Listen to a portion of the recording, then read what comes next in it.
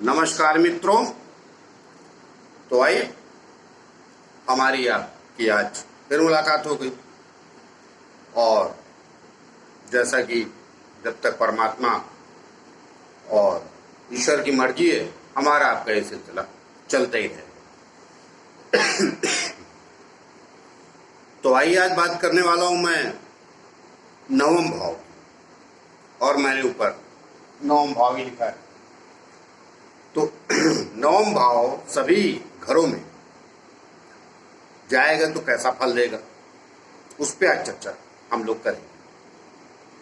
अपनी यात्रा अष्टम भाव तक हो चुकी है, आज बारी है नवम भाव के विषय में। तो आइए आगे बढ़े। उसके पहले जैसा सभी वीडियो में आप सबसे प्रार्थना करनी पड़ती है कि भाई जिन लोगों ने हमारा चैनल सब्सक्राइब नहीं किया है, कृपया कर लीजिए, उससे हमें बल और शक्ति मिलती है। तो आइए बात करते हैं नवम भाव के लिए। एक लाइन में मैं नए दर्शकों के लिए कहता चलूं। देखिए, ये लग्न लिखा और एक लिखा है। एक का मतलब होता है मेष राशि या लग्न। तो ये मैं मेष राशि या लग्न के बारे में नहीं बता रहा हूं। ये किसी भी लग्न के लिए, किसी भी जातक का लग्न कोई भी हो, मेष हो, वृषभ हो, मिथुन हो, अर्थात यहाँ 2 लिख जाए, 4 लिख जाए, 3 लिख जाए, 10 लिख जाए, 12 लिख जाए, कोई फर्क नहीं। लग्न किसी का कोई भी हो, ये जो मैं फलादेश बता रहा हूं, सभी लग्न सभी जातकों के लिए है ये, और वैसा प्रभाव देगा। अब उसमें उच्च ग्रह हैं, नीच के ग्रह हैं, या और भी कुछ अलग स्थितियां हैं, तो अवश्य थोड़ा फलों में परिवर्तन आता है। लेकिन जो मैं कहने वाला हूं वो करीब करीब अवश्य उस मात्रा में रहता है। थोड़ा बहुत जरूर फर्क पड़ेगा। अब उच्च का ग्रह है तो बहुत ऊंचाई देगा, नीच का ग्रह है तो थोड़ा लेट स्टार्ट लेगा, या थोड़ा मानव जीवन को नीच का ग्रह उच्च का ग्रह सभी को पता है, लेकिन नए दर्शक के लिए बता देता हूँ, वो उतना थोड़ा कम प्रभावशाली होगा। लेकिन फिर भी जो मैं फल कहने वाला हूं, किन किन घरों में जाएगा तो कैसा फल होगा, वो अवश्य उतना प्रभावशाली रहेगा। अब कम ज्यादा मैंने बता ही दिया, वो ग्रहों की और स्थिति की विषय में है। बाकी तो पूरी कुंडली देख के ही पता चलता है, ये सब जानते हैं। तो आइए आपका ज्यादा समय न लेते हुए यात्रा शुरू करते हैं। तो ये पहला घर, और यहां से गिनेंगे तो ये 9वां घर। इसे भाग्येश भी बोलते हैं, भाग्यस्थान भी बोलते हैं। मुख्यतः यहां से भाग्यस्थान बोलते हैं, और मुख्यतः यहां से भाग्य, आपका भाग्य, आपका धर्म, आपकी विचार शक्ति, आपके सत्कर्म, ये सब यहीं देखे जाते हैं। 9 भाव। आपकी यात्रा लंबी यात्रा, छोटी यात्रा नहीं, लंबी यात्राएं, वो धार्मिक होंगी या और किसी विषय को लेके होंगी, वो सब यहीं से देखी जाती है। तो आइए शुरुआत करते हैं की बात। तो आइए शुरुआत करते हैं। 9 भाव का स्वामी जब आपके लग्न में जाएगा तो क्या फल देगा? बहुत अच्छे फल देगा। ऐसा व्यक्ति समझदार, धार्मिक, सद्गुणी, भाग्यवान, अपने कार्यों को श्रेष्ठता से करने वाला, समाज के प्रति भी एक अच्छी सोच भावना रहती है, आत्मा परमात्मा को प्रकृति को समझने वाला, जिसको कुल लेने के मात्रा में एक लाइन में कहें उसकी अधिक जो मात्रा होती है वो सद्गुणी व्यक्ति की होती है। कहने का मेरा तात्पर्य ये है। अब जब सद्गुणी होगा और भाग्य का स्वामी लग्न में बैठेगा तो भाग्यशाली भी होगा। तो भाग्यशाली होने का तात्पर्य बिल्कुल नहीं है कि वो सदैव उसका भाग्य साथ देता रहता है। देखिए, और भी अगर दशाएं, अच्छी दशाएं, बुरी दशाएं चलती हैं तो उसका प्रभाव पड़ता है, इसका भी पड़ेगा। लेकिन जो मैंने कहा कि कुल देके वो इन गुणों का अवश्य मालिक होगा, इन विचारों का होगा, और कारण भाग्य भी साथ देगा। ऐसा कुछ नहीं, दुर्भाग्य नहीं होगा, दुर्भाग्यशाली नहीं होगा। विकट परिस्थितियों में भी कोई ना कोई उसको प्राकृतिक रूप से, परमेश्वर के रूप से या सामाजिक रूप से, चक्कर तो सब परमेश्वर का है, लेकिन अब समाज में लोग रहते हैं तो उसको कहीं ना कहीं वो क्या कहते हैं, उसको सहायता वहां प्राप्त हो जाएगी, इसमें कोई जो राय नहीं। तो ये भाग्य स्थान का स्वामी जब लग्न में जाएगा तो ऐसे प्रभाव अवश्य देगा। आइए आगे चलते हैं, द्वितीय स्थान पे आएंगे। द्वितीय स्थान भी अच्छा प्रभाव देगा। देखिए भाग्य स्थान का स्वामी है, केंद्र का स्वामी। हाँ, अब ये केंद्र त्रिकोण का स्वामी हो गया, माफ कीजिए, त्रिकोण का स्वामी हो गया, केंद्र में गया। तो पहले तो केंद्र त्रिकोण राज्यों की बना दिए, केंद्र त्रिकोण राज्यों के अपने आप में बड़ा महान होता है। तो ये त्रिकोण का स्वामी है ना, तो ये जहां जहां जाएगा अच्छे परिणाम देगा। और लग्न में गया तो मैंने जो बताया है वो अवश्य मिलेगा फल। अब आइए द्वितीय स्थान पे, देखिए धन स्थान पे आ गया, कुटुंब स्थान पे आ गया, आपके वाणी स्थान पे आ गया, ये भी अच्छा है। ये हालांकि यहां से छठे गया है, वो विषय अलग, उसके थोड़े से बंधन कारक हो जाता है। जब कोई भी प्लेन अपने से छठे या आठवें चला जाता है तो थोड़ा बंधन कारक हो जाता है। बंधन दूसरे किस्म का होता है, उस पर आज चर्चा नहीं करूंगा, लेकिन कुल ले देखिए आप बहुत बढ़िया फल देगा, अच्छा फल देगा। आप धनवान होंगे, आपकी वाणी अच्छी होगी, आपके विचार अच्छे होंगे। अल्टीमेटली वो भाग्य स्थान का मालिक है ना, और खाली भाग्य स्थान मत पकड़िए, धर्म स्थान का भी मालिक है। जब वो दूषित होगा दूसरे ग्रहों से तो आदमी अधार्मिक बनता है। तो इसलिए मैंने कहा ना, वो विषय अलग हो जाएगा। लेकिन मैं आज एक प्लेनेट आपका कहाँ जाता है, भाग्य स्थान का स्वामी कहाँ कहाँ जाएगा, उसका फल बता रहा हूं आपको। तो द्वितीय स्थान पे भी जाएगा, बहुत बढ़िया है, जो मैंने बताया भाई। आर्थिक रूप से भी आप संपन्न होंगे, मदद मिलेगी, कुछ न कुछ भाग्य से आपको सहायता मिलेगी। क्या करना चाहते हैं, किस दिशा में जाना चाहते हैं, एक लक्ष्य भी तय करता है आदमी।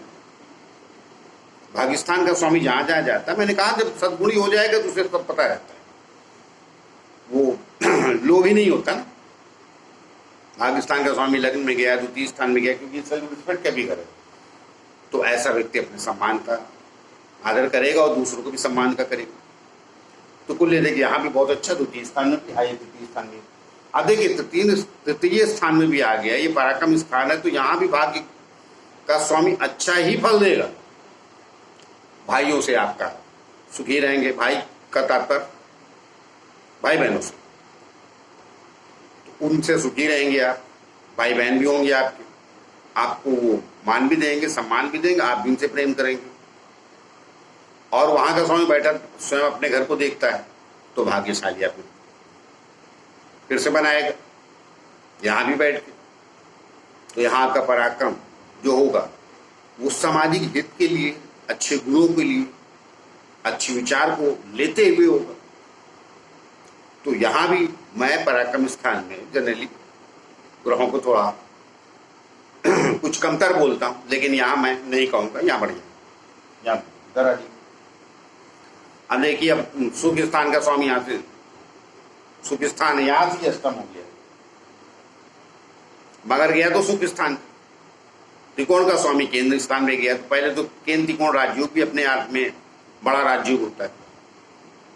तो यहां भी जब आएगा तो हर सुख, वैभव, वाहन, नौकर चाकर मनुष्य को प्राप्त होते हैं, और वो एक ऊंचाइयों को छूता अवश्य।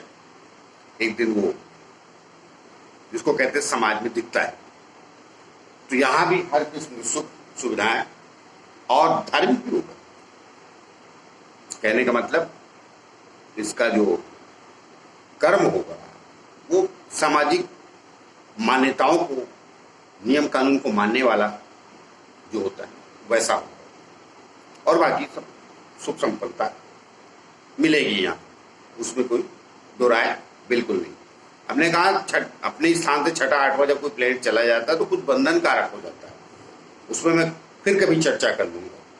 तो वो बंधन कसाओं का फील करता है कई बार आदमी लाइफ में, विषय वो भी आता है, लेकिन वो अड़चने दूर हो जाएंगी। कहने मतलब कुल देखिए, यहाँ जहां जहां बोल रहा हूँ सब अल्टीमेटली आप सुखी रहेंगे। आई दादा जी, पंचम स्थान पे आ गया भाग्य, ये भी श्रेष्ठ स्थिति संतान पक्ष के लिए, ज्ञान बुद्धि के लिए। आपके ऐसा व्यक्ति ज्ञानी होगा, ज्ञान से समाज को प्रकाशित करेगा, ज्ञान अर्जित करके समाज को देगा, जिसको कहते हैं कि किसी भी क्षेत्र में मगर टैलेंटेड होगा और कांच समाज को भी समझता है, यहाँ से लाभ स्थान को भी देखता है। जब प्लान बैठेगा तो लाभ स्थान को भी देखेगा सप्तम दृष्टि से, तो आय का भी साधन बनाएगा, आय के सोर्स भी बने रहेंगे। कहने का मतलब भाग्य स्थान का स्वामी जहां जहां भी जाएगा वो अच्छे ग्रहों की अगर दृष्टि पा गया तो करिश्मा भी करता है। मैं ये कह रहा हूं, शुभ ग्रहों की दृष्टि में आ गया, योग कारक है आपके लगन में, तो अवश्य वो एक दिन दशा में आप ऊंचाई प्राप्त करते हैं। जहां जहां मैंने बताया यहाँ भी बहुत बढ़िया है, सब सुख समता मिले, कुछ तकलीफ नहीं। इधर आई छठे, अब देखिए छठे गया है तो ये खराब स्थान, ये भाग्य तक के अवश्य खिलाएगा, अड़चने पैदा करेगा लाइफ में और मुसीबतों को आमंत्रण देगा। लेकिन उनसे डरिए मत, निकाल अवश्य देगा, क्योंकि अपने से ही दसम हो जाता है। तो ये क्या कर्मण भी बनाता है। ऐसा व्यक्ति भाग्य भरोसे नहीं बैठता और स्वयं अपना कार्य करता है, अर्थात संघर्ष करता है।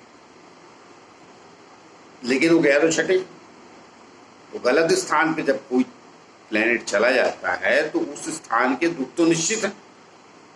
तो छठे स्थान को मैं रोग, ऋण, मामा सब यहीं से देखे जाते हैं, ननिहाल अर्थात। लेकिन मैं छठे स्थान को एक चीज और भी देखता हूं, प्रतियोगिता भी यहीं से देखी जाती है। छठा स्थान दिखाता है जो जनरली लोग कोई बोलते नहीं, तो उसमें आप संघर्ष करना पड़ेगा। लेकिन ऐसा नहीं कि छठे स्थान पे चला गया भाग्य स्थान का स्वामी तो आपका भाग्य कमजोर है, ऐसा मान के मत चलिएगा। हाँ, ठोकरे अवश्य थोड़े परसेंटेज में बढ़ जाएंगी, लेकिन आप लड़ लेंगे, इतना भी पता है। इधर सप्तम स्थान यहाँ बढ़ेगी, फर्स्ट क्लास। भाई देखिए, पहले तो मैं पहले भी केंद्र त्रिकोण का राज्य बता चुका हूँ। तो ये त्रिकोण का स्वामी केंद्र में आता है तो ऑलरेडी पहले से ही वो राजयोग लेके बैठ जाता है वो प्लेनेट। तो मनुष्य को समान व्यक्ति की अपेक्षा सुख सुविधाएं अवश्य बढ़ा देता है, बेहतर स्थिति में ला देता है। दशाएं आएंगी तो कमाल करता है, नहीं भी आई हैं दशाएं भी भाग्य स्थान की, जिन प्लेनेटों जिस 9 भाव की बात कर रहा हूं, तो भी आप थोड़े से गरीबी में जी जरूर रहे, लेकिन सुख सुविधा मिल जाती।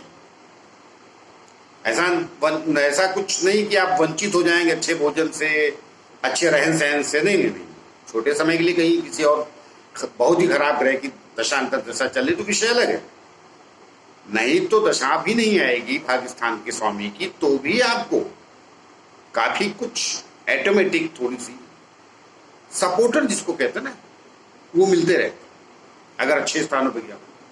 छठे में नहीं मिलेंगे, बाद में मिलेंगे, कहने का मेरा तत्व। तो ये सातवें बाकी सप्तम स्थान भी बहुत बढ़िया, सप्तम स्थान भी बहुत बढ़िया, यहाँ भी बहुत बढ़िया फल देगा। और मुख्यतः तो ये लाइफ पार्टनर जब आपका आएगा, अर्थात विवाह उपरांत निश्चित रूप से भाग्योदय कराएगा। तेलियो कहना भूल गया था और मैं वही सोच रहा था कि क्या दिमाग में चला, मैं क्या मिस कर रहा हूँ। तो निश्चित रूप से सबसे बड़ी बात तो ये, भाग्य स्थान का स्वामी जब सप्तम भाव में चला जाता है तो एक बड़ा प्लस ये होता है कि वो अपने लाइफ पार्टनर का भी भाग्य लेके बैठता है। तो जैसे ही लाइफ पार्टनर जीवन में आता है वैसे ही जीवन निखार की तरफ अवश्य चला जाता है। और मैंने बता ही दिया पहले से, त्रिकोण का स्वामी होगी केंद्र में गया है, ये अपने आप में भाग्य है और ये इसका स्वामी आपके लग्न को देखता है। तो 3 से स्थानों के भाग्य स्थान का स्वयं स्वामी सप्तम में गया, केंद्र में गया और आपके लग्न को देखता है। तीनों जगहों को बलवान कर देगा, तो फिर मिल ही जाएगा सब कुछ। आई मतलब कुल लेते के बहुत अच्छा। अब अष्टम में आ गया। अब अष्टम का स्वामी तो अष्टम में गया तो भाग्यस्थान का स्वामी अष्टम में गया तो कभी तो छठे से ज्यादा यहाँ लफड़ा है, जो वाकई भाग्य को कमजोर करता है। और मैं अष्टम स्थान को बस कहा ना, जब भौतिक चीजें नहीं प्राप्त करनी हो तो उसके लिए बहुत बढ़िया है, मगर भौतिकता को जो भी सुख, गाड़ी घोड़ा पत्नी परिवार वाहन समाज जो भी दिखता है, जब वो प्राप्त करने वाली आती है तो यह अष्टम स्थान सदैव नुकसानदेह हो जाता है। अध्यात्म में जाना बहुत ऊंचाई दिखता है। तो यहाँ का स्वामी जब इधर आएगा तो ये सब चीजों के लिए अड़चने आएंगी, अर्थात भाग के धक्के अवश्य यहाँ मिलेंगे। छठे से ज्यादा ये यहाँ तो आप एक बार संघर्ष करके निकल जाएंगे। यहाँ कई बार तकलीफें बढ़ा देता है भाग्य, जिसको कहते हैं थोड़ा सा कम मिलता है, और प्लान कमजोर है तो और तकलीफ बढ़ जाएगी।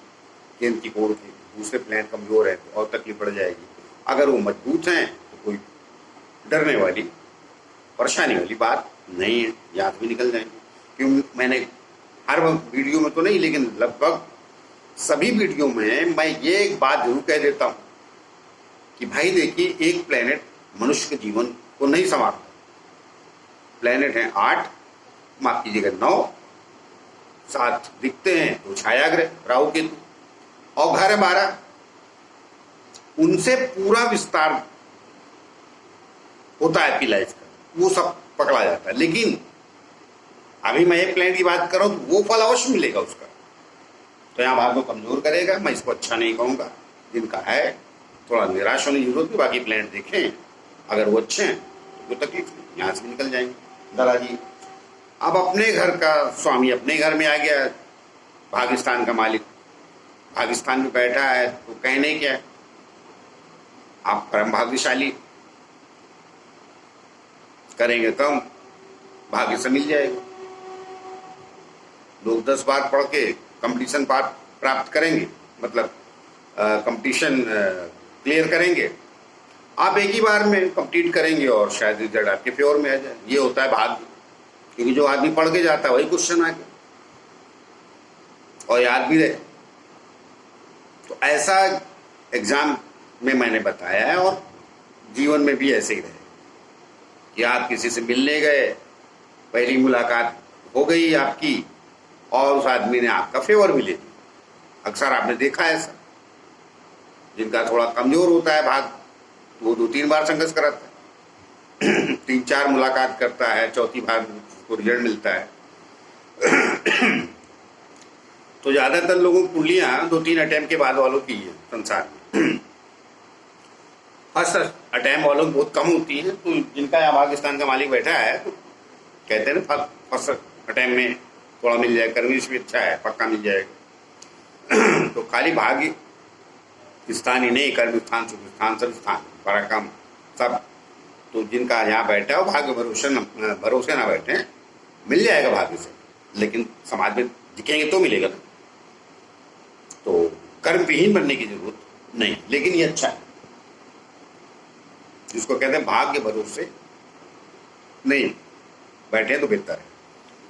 क्योंकि कई बार ये पराक्रम स्थान में देखता है, मित्र है, ये है, वो तो सही, वरना कुछ गलत है, भाग्य स्थान में बैठ गया है, उधर शत्रु है पराक्रम स्थान में, तो आदमी पराक्रम करने ही बंद कर देता है। तो उसके लिए मैंने ये सलाह दी उनको,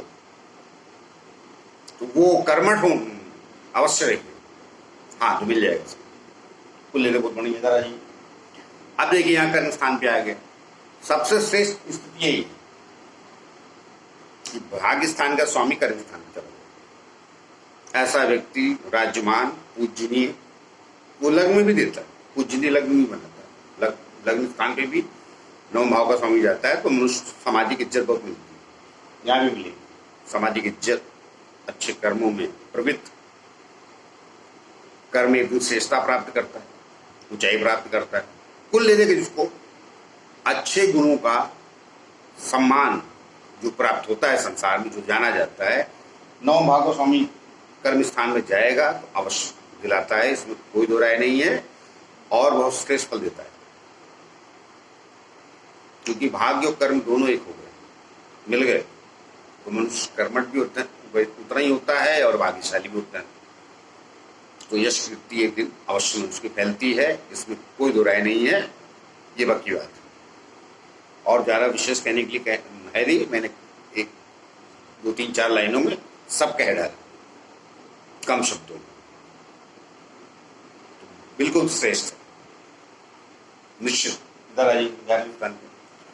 यहाँ भी अच्छा, यहाँ पर भाग्य स्थान का स्वामी जाता है तो भाग्य से कई किस्म के आय बनाता है, 2-3 साधनों से मनुष्य की आय होती है और धन वगैरह की कमी नहीं रहती। जब धन वगैरह की कमी नहीं है तो बाकी वैभव अपने आप आ जाता है। भाई पैसे आ रहे हैं तो फर्नीचर भी आ जाएगा, जितना खूबसूरत चाहेंगे आप उतना आ जाएगा, अर्थात धन आ रहा तो घर भी आ जाएगा। तो सारा गेम तो धन से ही है ना। और ये आय स्थान है तो आय का मतलब क्या है? आय धन की। और अच्छे कार्यों में मनुष्य धन खर्च करता है, और अगर नहीं कर रहा है तो करना चाहिए, वरना भविष्य में समस्या है, क्योंकि ये धर्म स्थान भी है ना। अधार्मिक बनेंगे आप तो फिर एक दिन धर्म हाथ से जाएगा, तो स्थान की नुकसान सहने पड़ेंगे। ये मेरी सलाह है, वैसे मैं जनरली देता नहीं सलाह, लेकिन याद आ गया तो माइंड में आ गई बात तो दे दी, क्योंकि भाग्य स्थान के साथ साथ मुख्य धर्म स्थान भी है, यात्रा का भी स्थान भी है। तो धार्मिक यात्राएं करेंगे तो अच्छी बात है, यात्राएं सबकी भी कीजिए, मगर कुछ धार्मिक भी कीजिए, कहने का तात्पर्य। तो यहाँ भी बढ़िया, कोई तकलीफ नहीं। आइए जरा जी 12वें स्थान पे, यहाँ भी मैं इसको 12वें पाकिस्तान के स्वामी को 12वें गया तो बुरा नहीं बोलूंगा। मनुष्य का खाली व्यय बढ़ा रहता है, खर्चे भी उसके अच्छे कार्यों में होते हैं, मगर आर्थिक स्थिति थोड़ी खराब हो जाती है। मगर ऐसा व्यक्ति अतिथि सत्कार का बड़ा शौकीन होता है, वो चाहता है कि जो मेरे दरवाजे आए मैं उसका कितना सत्कार कर दूं, उसको क्या खिला दूं क्या पिला दूं। मगर कई बार धन के अभाव हो जाते हैं कुछ लोगों का, मैं सबकी बात नहीं कर रहा, तो पहले से नहीं है इनकम तो भी उसके अंदर चाहत रहती है। ये वो विशेष गुण नमस्कार का स्वामी जब 12वें जाता है तो देता है। तो यहाँ मैं बुरा नहीं कहूँगा, अर्थात मनुष्य विचारों से अच्छा होता है। और जनरली मैं 12वें स्थान पे प्लेन को खराब ही बोलता हूँ, लेकिन वो 9वें भाव का स्वामी होकर 12वें गया ना, वो धर्म स्थान का स्वामी है ना, तो वे क्या करेगा? धर्म ना। तो धर्म क्या होता है? अच्छे संस्कार, अच्छे सत्कार, अच्छी चीजें समाज में, तो उसका व्यय करेगा। लेकिन अब वो चूंकि 12वें स्थान पे चला गया है तो वो आर्थिक तंगी भी देता है।